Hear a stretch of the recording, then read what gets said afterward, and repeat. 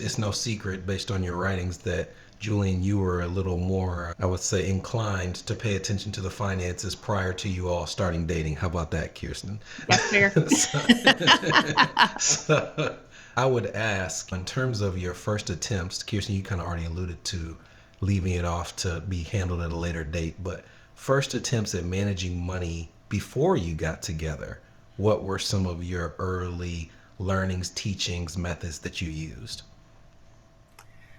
I made no attempts. So, other than working, to Julian's point, like I did work really hard. I had a job even before I was old enough to have jobs. I was the neighborhood pet sitter, I was the babysitter, I was selling t-shirts from the back of my dad's truck. Like it was I always had a way of making money. And so I guess those count as an attempt. I had always really focused heavily on the income side. It was just everything else. Like I assumed that investing was something that could happen way down the line and that I would just be okay with a standard savings account.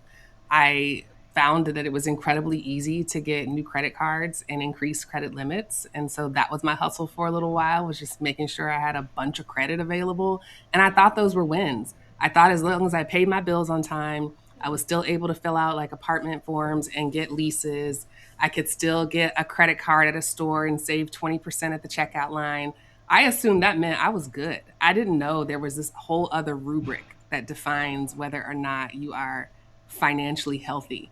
I went by the consumerism guide. Well, I want to dig a little deeper into that because I by no means mean to discount the importance of paying off debt, but all three of us know that like income creation sometimes is like the hardest thing. So like, what was it that made that important to you? Like, I feel like there's always like that special kid who realizes I can buy candy for 50 cents and sell it for 75, right? Like, what was it about you that made you interested in picking up extra income? I just wanted things. I wanted more choices, more options. I wanted to be able to have the things that I saw and was attracted to in life, and I felt like having my own money was the way to do that. I don't know that there was some innate thing other than it felt like a game to me, I hadn't experienced significant amounts of rejection at that point. And so it felt cool that you could just like ask for things or apply for things or go after things or tell people to buy something and they would say yes. It just gave me a little dopamine boost that served me very well in my sales career later on in life, but also just prohibited me from trying to do anything else to get that same feeling.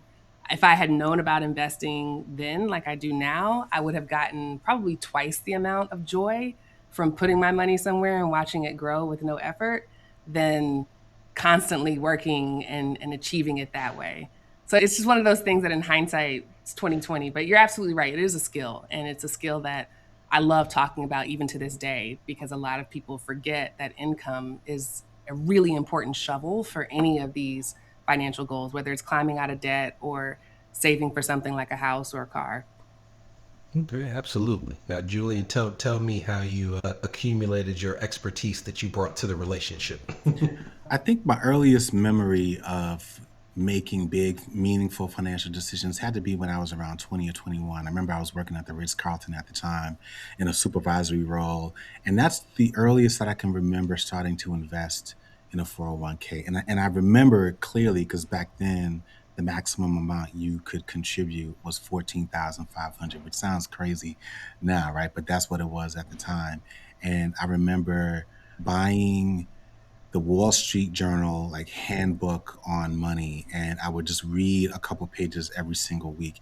And I had nothing like I wasn't actively involved in investing. We had a financial advisor; he did all those things for me.